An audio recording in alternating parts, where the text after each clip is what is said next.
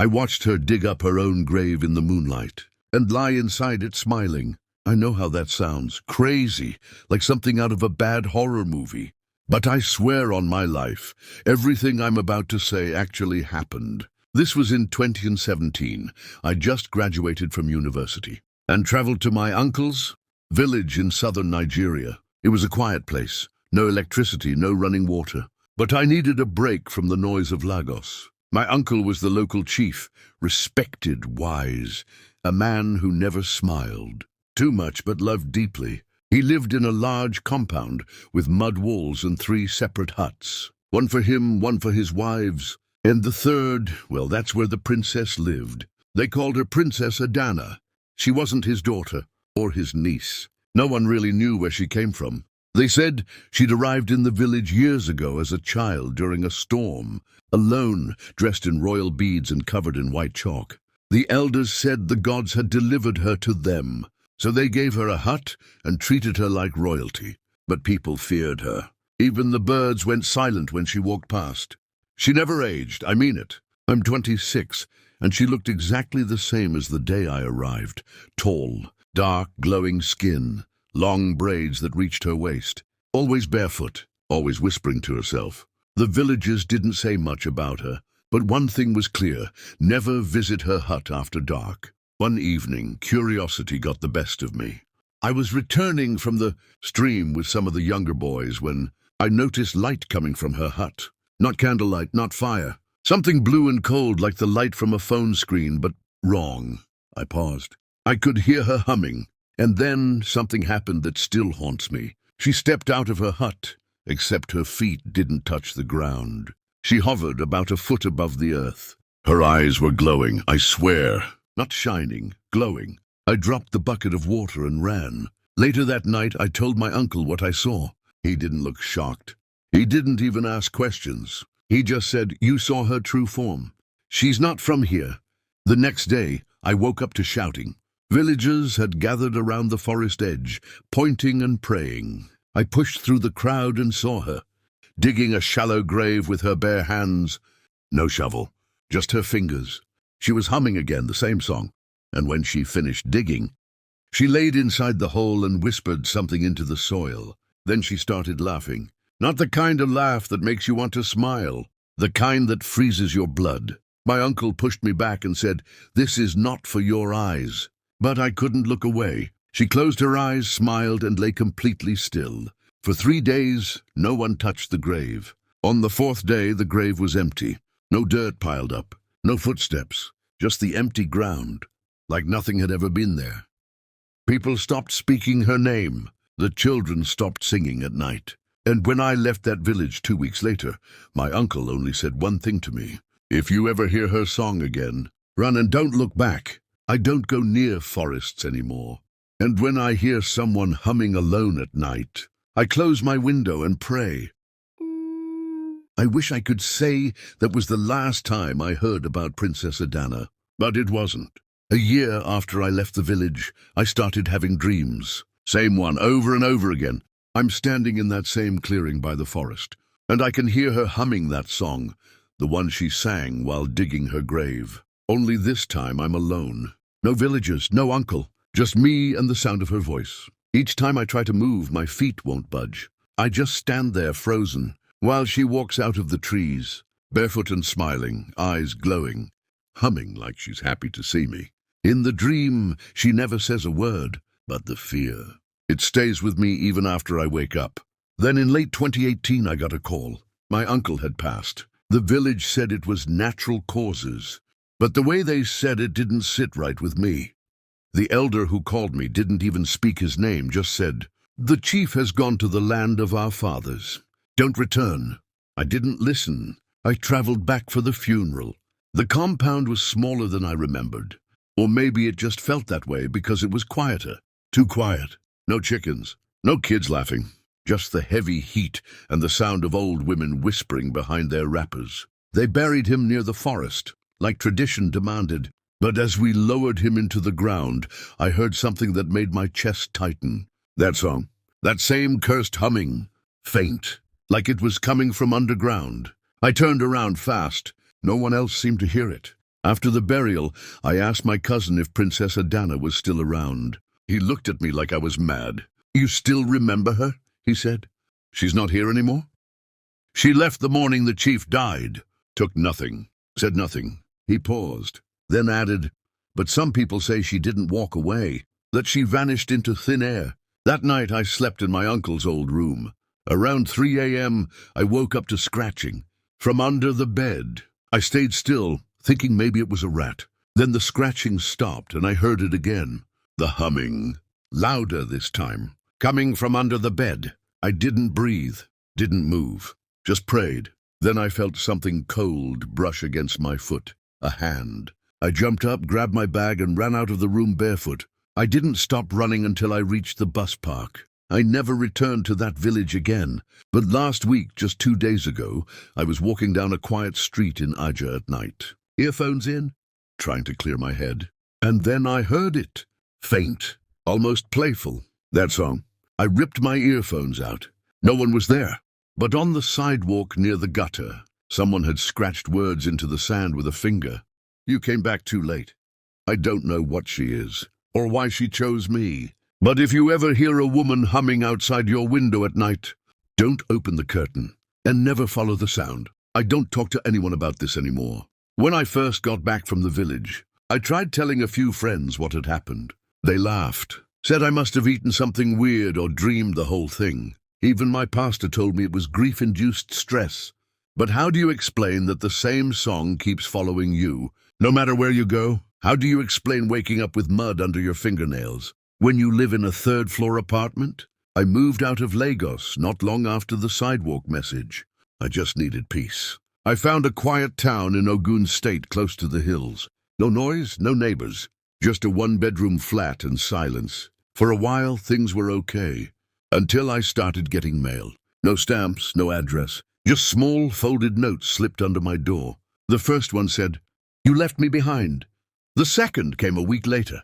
"You watched me dig my grave," and said nothing. By the time the third one arrived, I was shaking just opening the paper. "Come back. I'm not done with you." That night, I packed a bag and decided I was going back to the village. I didn't know what I'd find. Maybe I needed closure. Maybe I needed to see if she was real, or if I was just losing my mind. I arrived early in the morning. The village had changed. More abandoned houses, fewer children. The air felt heavy. I went straight to her hut. It was still there. Same size, same thatched roof. But now the door was gone. Not open, gone. Just a dark entrance like a mouth waiting to swallow me. Inside, the air smelled like old ash and iron. There were symbols on the wall, carved deep, fresh. And in the center of the room, where she used to sleep, was a shallow grave, still open, still waiting. That's when I heard it. Not the humming. A voice. Clear, cold, right behind me. "You should have said something that night." I turned around. No one. I stumbled out of the hut, gasping, trying to make it to the chief's old house. But something was different. The village looked older now. Not abandoned, ancient, like time had rewound itself. The roads were dusty, the trees were taller, and in the distance I could see a crowd gathered under the mango tree. I walked toward them. My legs moved on their own. As I got closer, I realized it wasn't a crowd. It was a ceremony. Drums, chanting, women dancing in white cloth, a priest holding a bowl of fire, and at the center of it all, Princess Adanna. Except this wasn't her as I remembered. She was younger, brighter, dressed in full coral beads, her skin glowing like polished obsidian. She looked divine. She looked right at me, smiled, and then she said loud enough for everyone to hear, "The boy has returned. He will lie where I laid, and he will never leave again." The crowd turned to me. Their eyes were hollow, empty. They began to move forward. I ran. I don't remember how I got back to the highway, or how I found a bus. All I know is when I woke up, I was in my bed, sweaty and gasping, with my bag untouched by the door. But on my chest was red chalk, a symbol drawn where my heart is. I washed it, scrubbed it, burned the shirt, but I can still feel it. I haven't slept since. The grave is still open in my dreams. And last night I saw her again, standing at the edge of my bed. No smile, no humming. She leaned in and whispered, "The gods gave me no children. So I make my own. I don't know what that means. But I'm scared. Scared she didn't follow me. Scared I was always hers. After that night, I started losing track of time. Days felt slower. My memory got blurry. I would wake up in rooms I didn't remember entering. Once I found myself sitting outside in the middle of the night, barefoot, just staring at the stars like I was waiting for something. Or someone.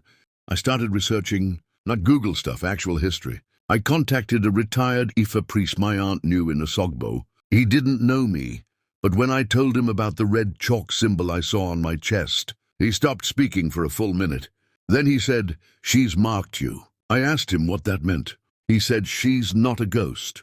She's not human. That princess, she was a midwife for spirits, a bride to a forgotten god." I laughed, thinking he was joking. He didn't laugh with me. "Long ago," he continued, "when children died before their time, the villagers would bury them with specific rites. If they didn't, their spirits wandered, clinging to mothers, lovers, strangers. Princess Adanna was chosen to carry those lost spirits until they found new homes. But something changed. She started keeping them." I asked, "Keeping them how?" The line went quiet again. Then he said, "She doesn't carry the spirits anymore. She births them, through people like you." That was when I hung up. Because no, that wasn't possible. Except the dreams were getting worse. I'd wake up gasping, sweating, clawing at my own chest. Sometimes I could still feel her breath in my ear, the way she whispered, the way she said I was hers. Then I started seeing people following me. Not normal people. A girl in a white wrapper, standing across the street at 2 a.m. An old man drumming outside my window with no drumsticks. A group of children humming that tune and staring at me on a bus. I moved again. Changed my number. Cut off everyone. But last week, I found a letter stuck to my windshield. "The grave is ready. We are waiting." I burned it. I didn't care anymore. I was done. Until I found the ultrasound. Yes, you read that right. I was cleaning my kitchen, throwing out old junk mail, when I saw it. A printed sonogram. My name on it. My name. But I hadn't been to any hospital. I looked at the black and white image. It wasn't a baby. It was a hand. A tiny, bony hand, pressed against the inside of the screen like it was trying to get out. That night I finally broke. I took pills. A lot of them. I wanted it to end. But I didn't die. I woke up 2 days later in a hospital bed. The nurse said someone found me unconscious in my apartment. But I live alone. No one had a spare key. No one should have found me. I asked who brought me in. She smiled and said, "A very kind woman, tall, beautiful, with long braids and white eyes." White eyes. Not white clothing. White eyes. She had walked me in, signed no papers, and disappeared before anyone could ask her name. It's been 4 days. I haven't left the hospital. They say I'm fine, that I can go home, but I know what's waiting for me. She's not a spirit. She's not a curse. She's a mother, and I think I'm going to be her child. They discharged me yesterday. The nurse said my vitals were strong. My mind seemed clear. They even made me speak with a hospital psychologist who smiled too much and asked me if I'd ever experienced grief in a way that might confuse reality. I lied, said I was fine, that I was just tired. I didn't want to explain the dreams, the symbols, the grave, the song. I didn't want to tell them that. I'd stopped seeing my reflection clearly, that when I look into the mirror now, I see a version of myself I don't recognize. He smiles when I don't, moves slightly slower than I do, like he's waiting. When I got home, my apartment was cold. Not regular cold, dead cold, like the walls had been emptied of air. I checked the windows, closed. Checked the lights, all working. Then I noticed my door, the inside. Someone had carved something into the wood. A circle with a line down the middle, a red chalk mark in the center. I stepped back. Then I heard humming again. From the hallway. I didn't open the door. Not this time. Instead, I packed one bag and left through the fire escape. I don't know how she's doing it, but she's inside everything now. I see her in passing strangers, in reflections on buses, in shadows beneath stairwells. I even caught myself humming the song in the shower. I didn't even realize it. And now something else is happening. I've started drawing the grave, over and over again, in notebooks, on napkins, in dust on windows. Same shape, same depth, same small pile of dirt beside it, as if something's going to climb out. I wake up with dirt under my fingernails again, and the same phrase plays over and over in my head. A mother's womb is a grave for the spirit that forgets. I don't know what that means, but I'm starting to forget things. My mother's face, my old house, my own voice. I called a friend last night, someone from university, just to hear a voice from the normal world. He answered and said, "Who is this?" I told him my name. He paused. "I'm sorry. I don't know anyone by that name." He blocked me. I called my cousin from the village next. Same thing. "Sorry, who?" It's like I'm being erased. From memories, from phones, from life. But the chalk marks, they're multiplying. I saw one on a tree at the bus stop today. Another on the mirror in the men's room at a restaurant I'd never been to before. It's like the world is turning into her shrine, and I'm the final offering. I don't think she wants to kill me. I think she wants to rebirth me, and I don't know what I'll be when she does. I knew I needed help, real help, not therapy, not medicine, something older, something the soil understands. So I traveled to Ibadan, to a spiritualist my late aunt used to trust. Her name was Mama Aleki. People said she could cure madness, chase away spirits, even bring the dead to confess if you asked right. Her house was quiet, old walls, red earth, no gate, just a wooden sign that read, "Enter only if your shadow follows you." When I stepped in, she didn't ask me who I was. She didn't ask what I wanted. She looked me dead in the face and said, "She has you by the name, and the name before the name." I didn't understand, so she told me the story. Not mine, hers, Princess Adanna. She wasn't born in any village. She wasn't human at all. Long before our ancestors began to build kingdoms, the gods gave offerings to the mother beneath, a deity that didn't speak, didn't show herself, but always answered with one thing: birth. Not new children, but recycled ones, spirits that had lived before and forgotten their deaths. Adanna was her daughter, not by womb, but by bond. She walked the earth, looking for spirits that had forgotten who they were. And when she found one, she buried it. Not to kill it, but to grow it again. That was why she dug her own grave. She was preparing soil. For me. I asked Mama Alaki what I could do. She said, "You must remember what you were before she found you. You must remember your first death." That sentence stopped my heart. What first death? I wasn't. She gave me something to drink, bitter, thick, like burnt leaves and wet charcoal. Then she told me to sleep on the earth behind her hut. No bed, no cloth, just my back on the dirt. That night I didn't dream. I remembered. I remembered a flood, a village drowning in the dark. My hands, not mine now, trying to hold a child. A scream, water filling my lungs. A woman's voice calling out, "Come back. Let me try again." Then blackness. When I woke up, Mama Alaki was crying.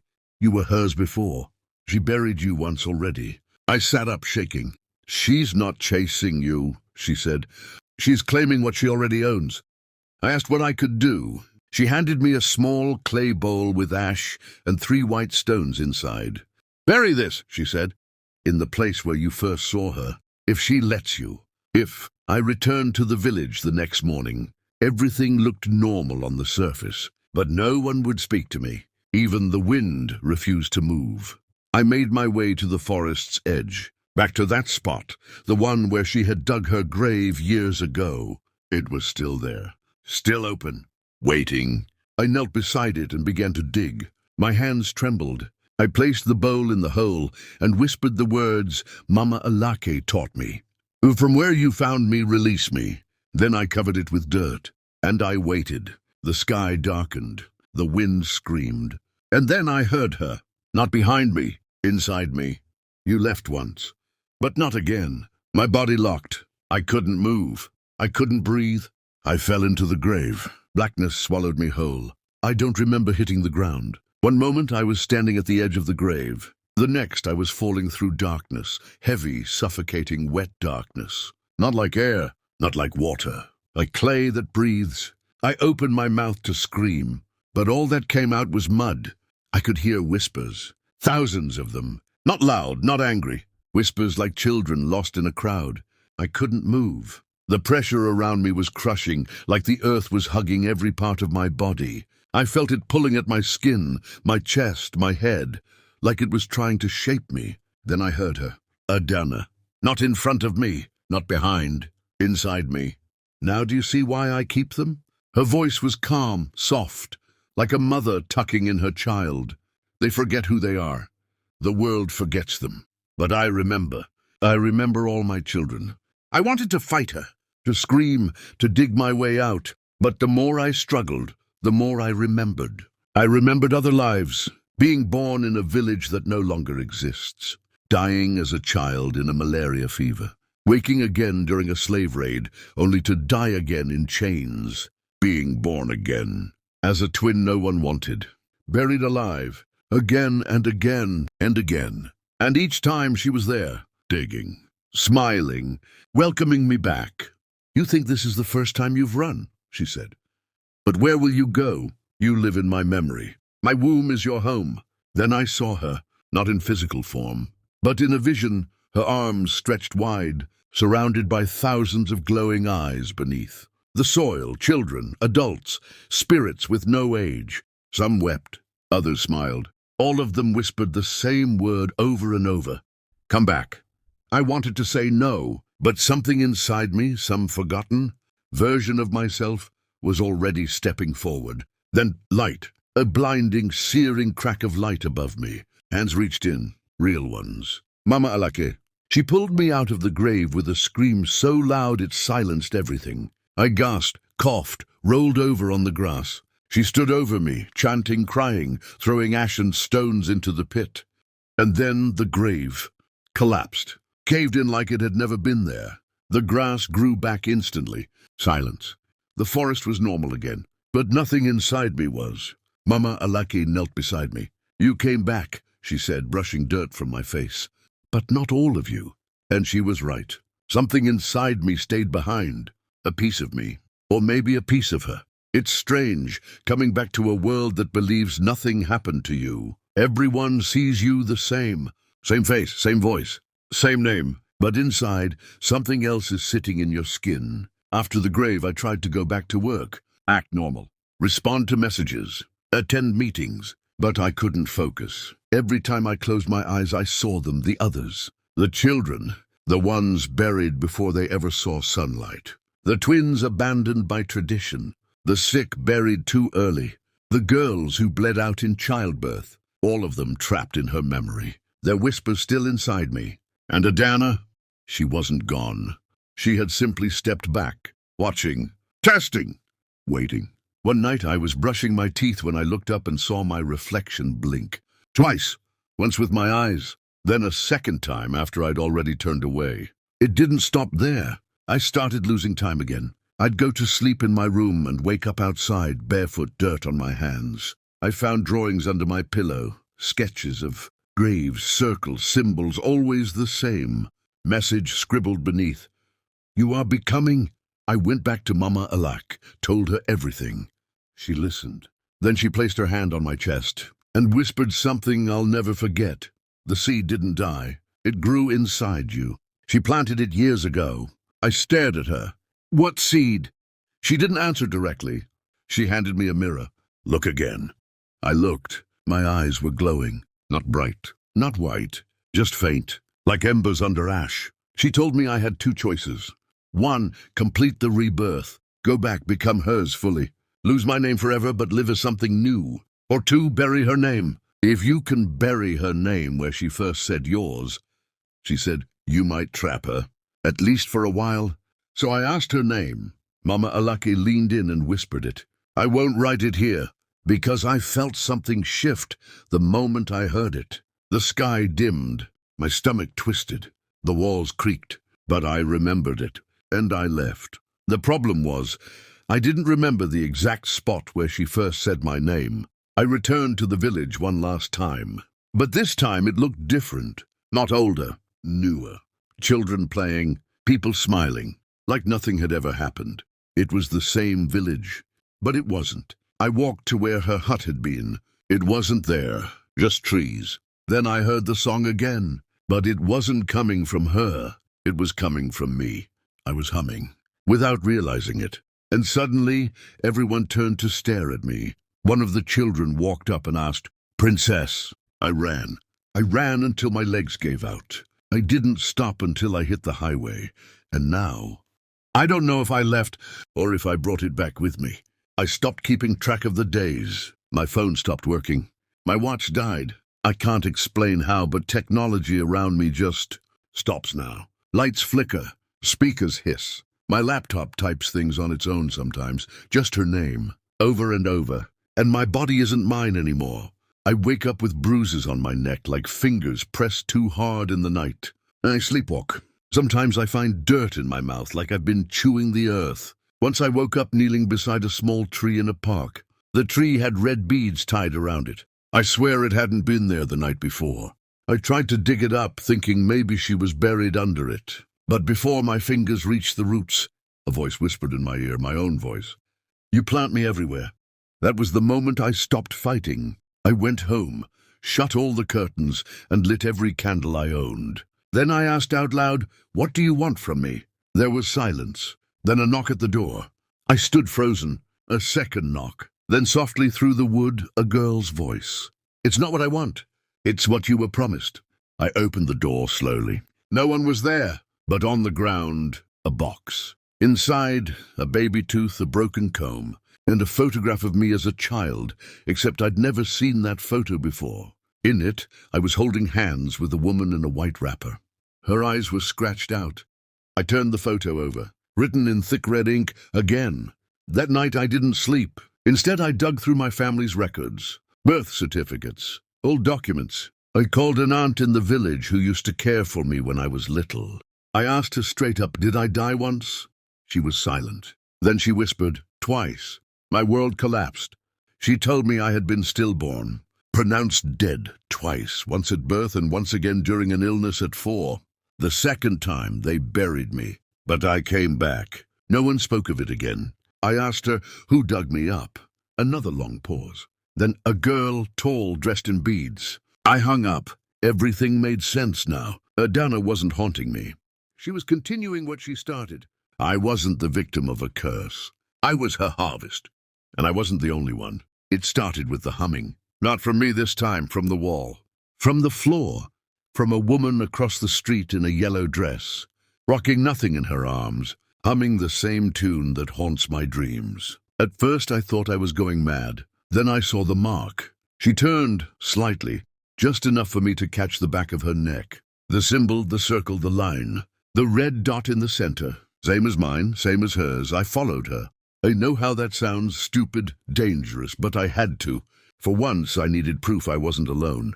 She walked calmly through the market, past vendors and cars, barefoot the entire time. No one looked twice at her, until she turned into a compound I didn't recognize and disappeared. I stepped through the gate ready to call out, but I froze.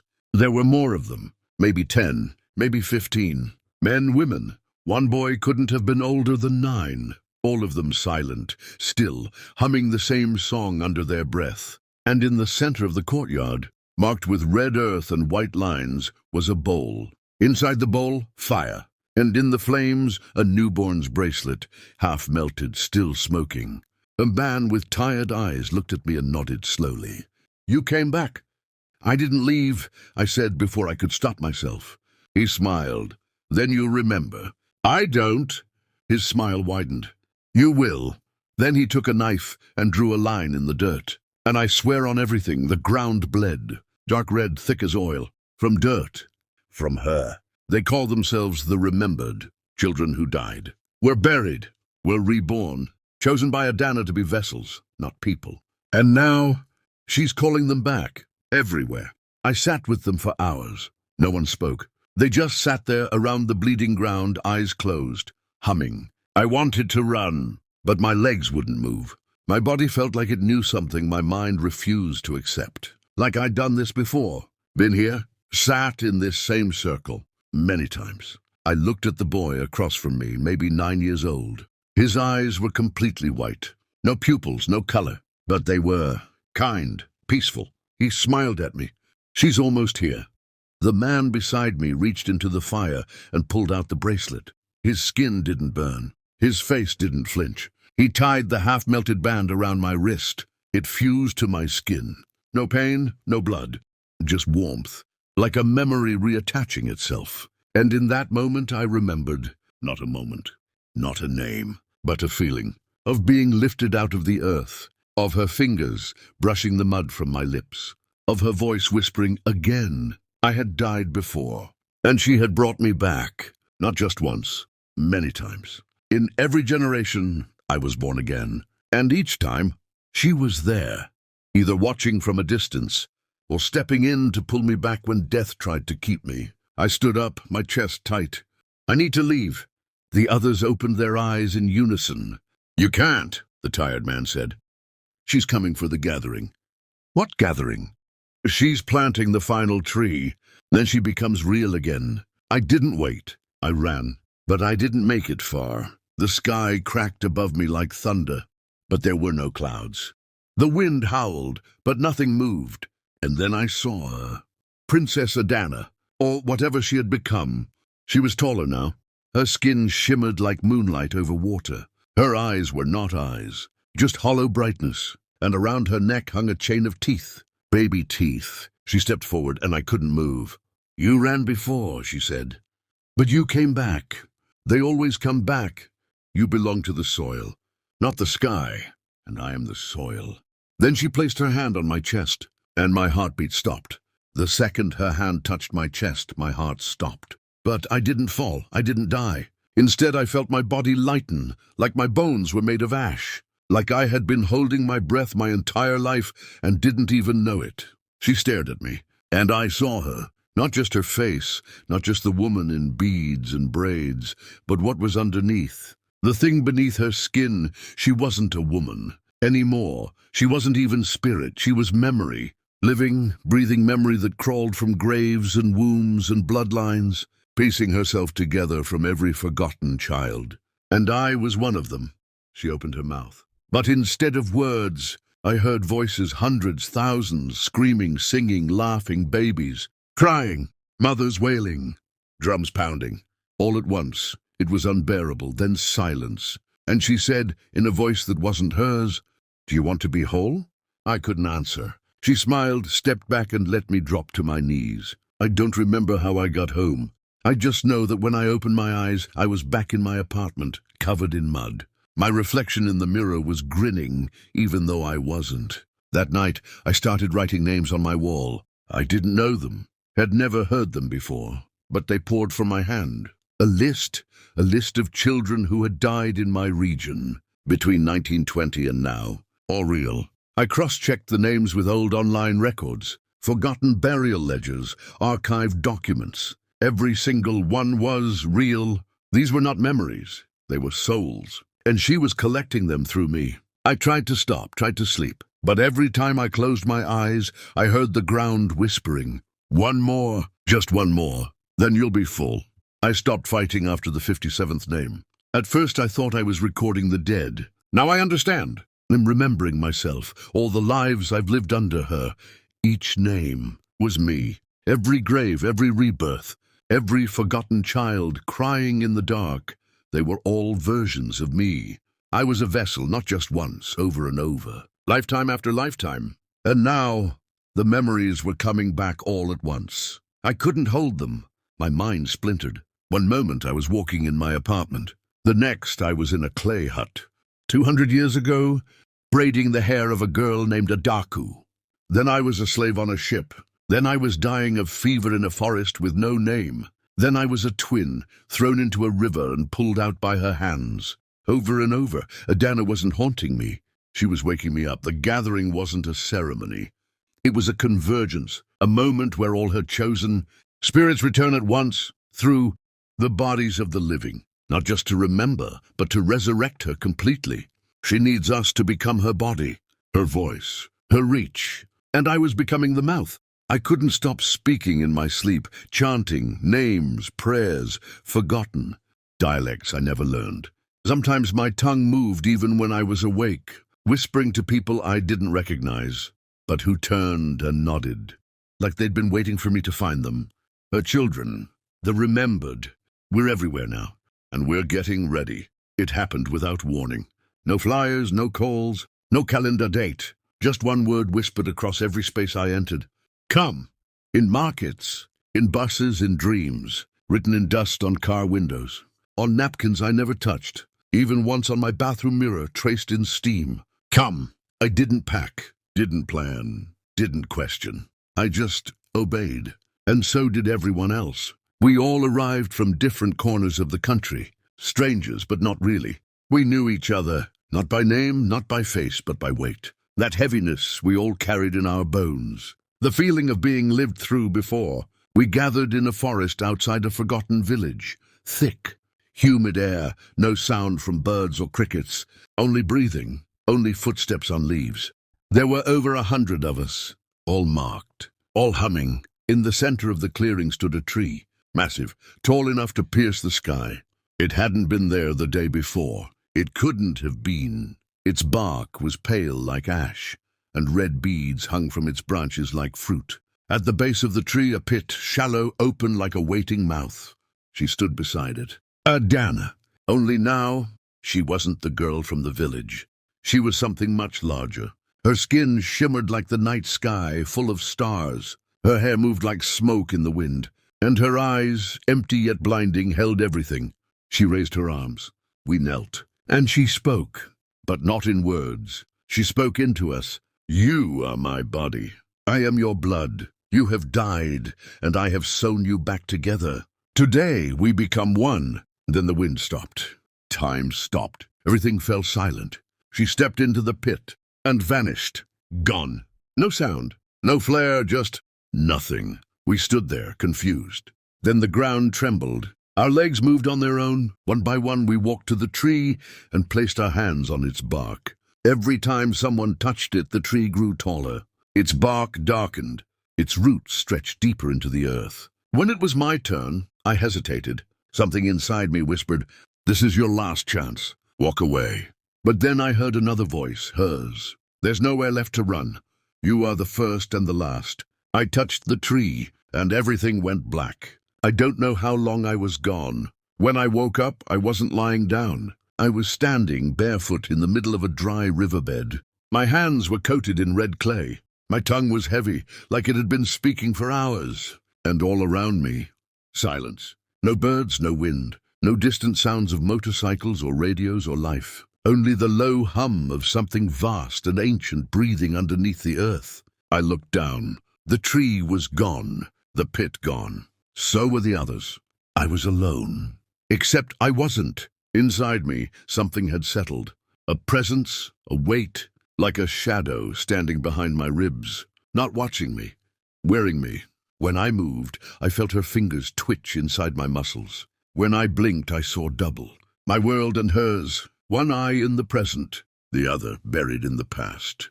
I walked for hours, days maybe. Time didn't work the same anymore. The sun moved in loops. I saw the moon rise 3 times in a single night. My phone never charged, but it never died either. I passed through towns I'd never seen. People I'd never met looked at me with fear and reverence.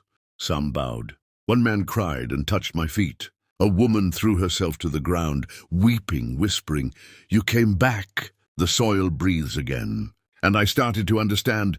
The gathering wasn't to make her whole. It was to scatter her. Across us. Her memory now lived in hundreds. Each of us a root. Each of us a vessel. Some would carry her voice. Others her wrath. And me, I was her mouthpiece. The first. The one who remembered. I made it back to the city. At least I think it was the city. Things had changed. The air felt off, thick with something I couldn't name. Streetlights flickered in rhythm with my heartbeat. Strangers held eye contact too long. Even dogs barked differently. I was different too. I tried to hide it. But people could tell. A little girl selling oranges at the junction dropped her tray when she saw me. She didn't cry. She just whispered, "She's here," and ran. I stopped taking public transport. Every time I sat beside someone, they'd either move away or start humming her song without realizing it. One night, I looked into a rearview mirror and saw her face where mine should have been. Not metaphorically. I mean literally. She blinked, smiled, then whispered, They will remember. And when they do, we rise. That's when it began. News reports started popping up online. Strange symbols painted on the walls of classrooms in Delta State. A mass fainting during morning assembly in Osun. A mass grave uncovered during a construction project in Edo, with bodies that didn't decompose. And everywhere, the same quiet humming. Doctors said it was a virus. Pastors said it was a demon. The government said nothing at all. But I knew she was waking them up, one by one. We, the remembered, were no longer dormant. Some of us could speak languages we'd never learned. Some of us knew things we shouldn't, like the names of buried children in places we'd never been. Some could make people forget. Entire families now walked around missing one member, but no one noticed. No one mourned. That was the worst part. It wasn't just about rebirth. It was about replacing memory, wiping clean, taking root. I still remember who I was, for now, but it's getting harder. Some mornings I wake up and see chalk circles around my bed. Other days I find drawings I didn't make, of her, of the tree, of the pit. And every night I dream of more graves, deeper ones, wider ones, waiting. I wanted to disappear, bury myself under silence, but Adanna wouldn't let me. Every time I tried to forget, she gave me more to remember. Children I never knew started appearing in my dreams, calling me brother. I saw flashes of their final moments, drowning, coughing, bleeding, being buried too early. I'd wake up screaming, sweating, and shaking with names on my lips that I never heard while awake. I had to do something, so I went back to where it started, not the village. The grave. Her grave, the one she dug herself. I had mapped the coordinates from memory, using satellite images, my notes, and what I could recall of the path from the village compound to the clearing. It took days, but I found it, or rather, what was left of it. The land was scorched, like lightning had kissed the earth and never left. No trees, no grass, no birds. But the pit was still there. Covered now, yes, but something pulsed beneath the ground. I brought with me a symbol, something Mama Aleki had told me about months ago. A seed, not a real one. A carved figurine made from Iroko wood, shaped like a child in the womb. She called it a reminder stone, used in the old ways to trap wandering spirits and give them a place to rest. I didn't know if it would work, but I placed it in the center of the grave and whispered, "If you came through me, you can return through me." The earth trembled, just once, then silence. For the first time in months, no voices filled my head, no humming, just stillness. I dropped to my knees sobbing, not because it was over, but because I could feel myself again. She hadn't left, not fully, but something had broken, a connection, a bond. Maybe even her control. In the days that followed, I visited 3 other graves across the country. Places where I remembered names. Places where she had planted pieces of herself. At each one, I buried a figurine. At each one, I spoke their names aloud. "You are not forgotten. You don't belong to her." And at each site, I felt light return to something inside me. My heartbeat slowed. The whispers softened. The world remembered me. Then one night I had a final dream. Adanna stood alone in the same pit. But this time, she was crying. Not rage, not curse. Grief. I asked her, "Why me?" She said nothing. She simply held out her arms. I didn't step forward. I just looked at her. Then I said, "You were trying to save us, but you turned us into ghosts." "It ends now." She nodded, then turned to dust. I woke up in tears, but they were mine. And for once they felt clean. I don't know if she's truly gone. Maybe pieces of her will always linger. But I know this. She doesn't speak through me anymore. She doesn't own my voice. And when I look in the mirror, I see only myself. 5 years later, the humming is gone. Most days, I don't even think about her anymore. I live in a small town now, quiet, not too far from water, not too close to noise. I teach history at the local school, mostly pre-colonial stories, forgotten rituals, oral legends. Some of my students call me Mr. Remembrance. They joke about it, but it fits, because I remember everything now. Not just Adanna, not just the gathering, but the names. The ones that were buried without being said. The children, the mothers, the broken, the silenced. I carry their names like tattoos under my skin. Sometimes I write them in chalk on a blackboard before class begins. Not because anyone asked me to, just to remind the room that the forgotten were real. Last year I returned to the clearing. The one with the grave. It's green now. Trees have returned. Birds too. There's a small shrine under a mango tree. I didn't build it. Someone else did. A carved wooden symbol sits at the base. The Iroko womb figurine, now weathered by rain. Someone brings fresh palm oil to it every week. I leave flowers when I visit. Not to honor her, but to honor the girl she used to be. Before the silence. Before the rage. Before the gods turned her into a grave for the lost. I still don't know if she was a demon or a savior. Maybe she was both. Maybe she was just tired. But I know this. I'm not hers anymore. And when I look at the sky now, it feels wide again. Full of breath. Full of life. Full of stories that don't end in soil. In this haunting tale, we followed a man haunted by a mysterious Princess Adanna, who was said to have been born of the soil, chosen to carry the souls of forgotten children. But what began as dreams and whispers soon became possession, rebirth, and a horrifying realization. He wasn't being haunted.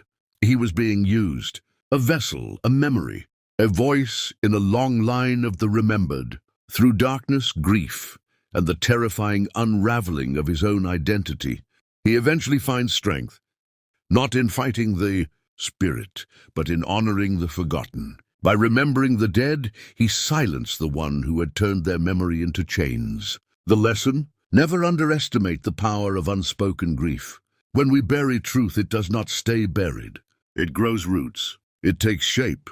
And if we do not speak for the forgotten, someone or something else will. Dear viewers, if you enjoyed this story, please like, share, and subscribe. Don't forget to turn on notifications for more stories. Thank you for tuning in.